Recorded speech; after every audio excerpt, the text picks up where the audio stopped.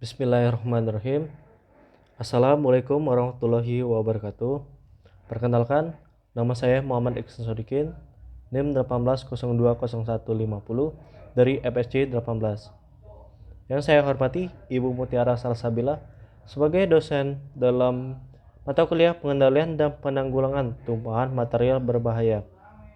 Jadi izinkan saya untuk mempresentasikan mengenai jawaban soal UTS dalam mata kuliah kali ini. Itu terdapat 6 soal. Jadi langsung saja untuk soal yang pertama, apa yang dimaksud dengan material berbahaya? Jadi untuk material berbahaya ini memiliki pengertian yaitu bahan yang bersifat atau konsentrasinya dan atau jumlahnya baik secara langsung maupun tidak langsung dapat mencemarkan dan merusak lingkungan hidup dan juga dapat membahayakan lingkungan hidup, kesehatan, kelangsungan hidup manusia serta makhluk hidup lainnya. Lalu untuk soalan selanjutnya itu sebutkan material berbahaya menurut United States Department of Transportation di dalam The Orange Book dan United Nations atau PBB dalam The Purple Book. Jadi untuk jawabannya itu, klasifikasi menurut United States Department of Transportation ada 9 kelas. Untuk kelas-kelasnya itu yang pertama kelas eksplosif atau bahan peledak. Untuk pengertiannya adalah bahan atau barang-barang yang memiliki kemampuan untuk secara cepat membakar atau meledakkan sebagai akibat dari reaksi kimia. Lalu untuk kelas yang kedua itu gas. Gas meliputi barang berbahaya seperti zat yang memiliki tekanan uap 300 kPa atau lebih besar dari 50 derajat Celcius atau yang benar-benar gas pada 20 derajat Celcius pada tekanan atmosfer standar.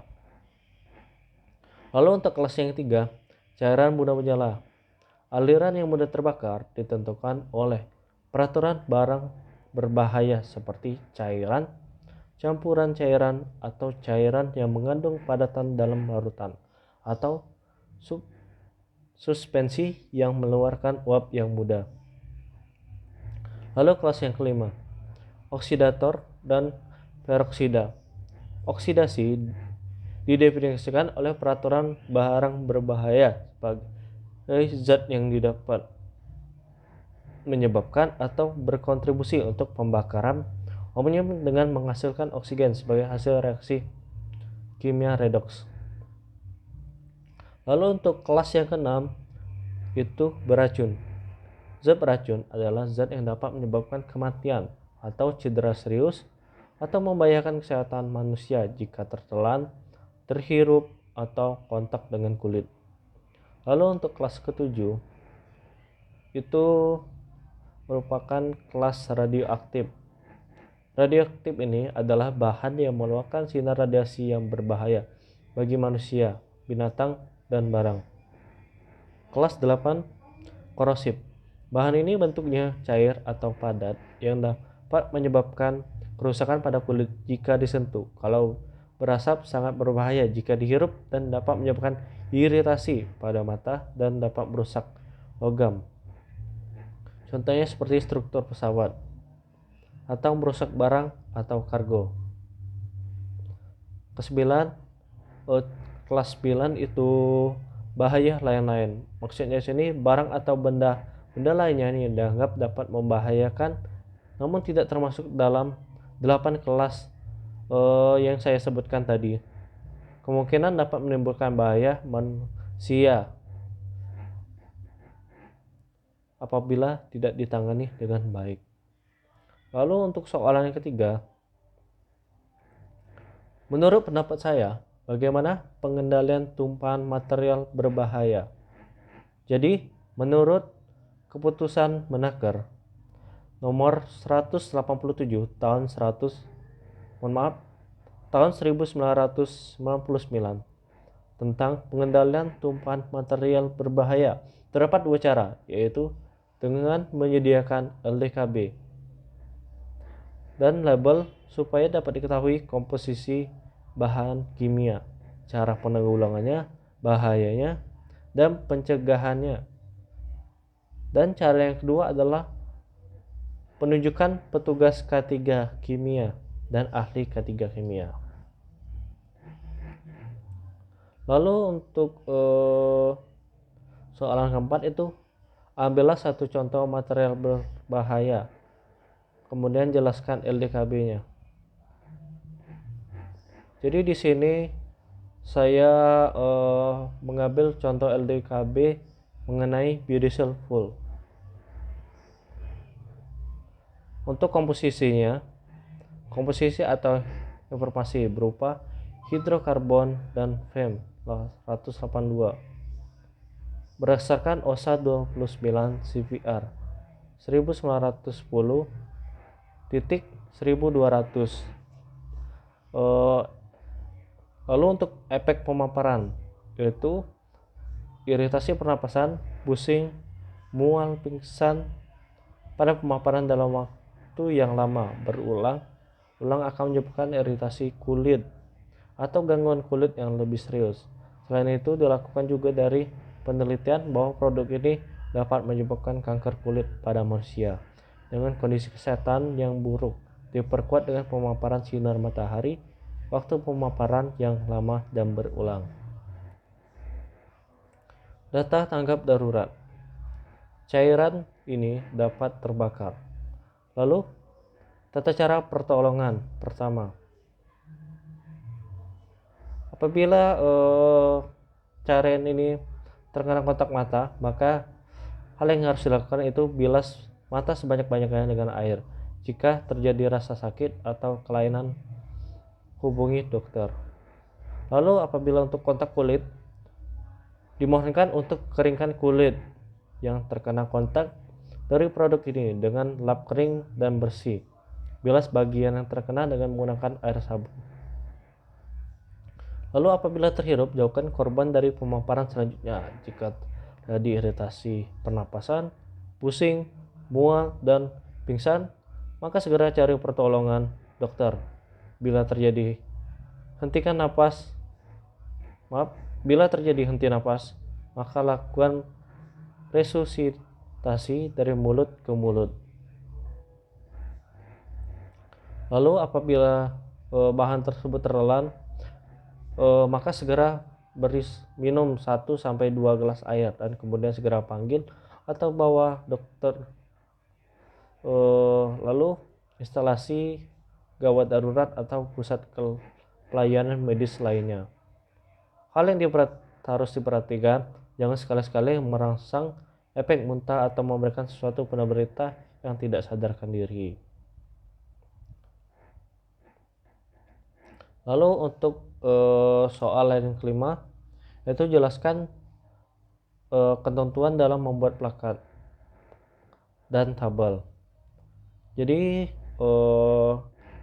jawabannya itu menurut Permen Lingkungan Hidup RI nomor 14 tahun 2003 tentang ketentuan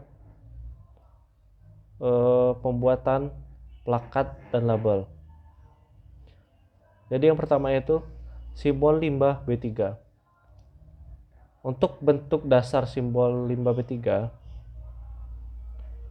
berbentuk bujur sangkar diputar 45 derajat sehingga membentuk belah ketupat. Pada keempat sisi belah ketupat tersebut dibuat garis sejajar yang menyambung sehingga membentuk bidang belah ketupat dalam dengan ukuran 95% dari ukuran belah ketupat luar. Warna garis yang membentuk belah ketupat dalam sama dengan warna gambar simbol limbah B3. Pada bagian bawah simbol limbah B3 terdapat blok segi 5 dengan bagian atas mendarat dan sudut tertancap dan sudut terlancip berhimpitan dengan bagian atas mendatar dan sudut terlancip terhimpit dengan garis sudut bawah belah ketupat bagian dalam. Untuk panjang garis pada bagian sudut terlancip adalah sepertiga.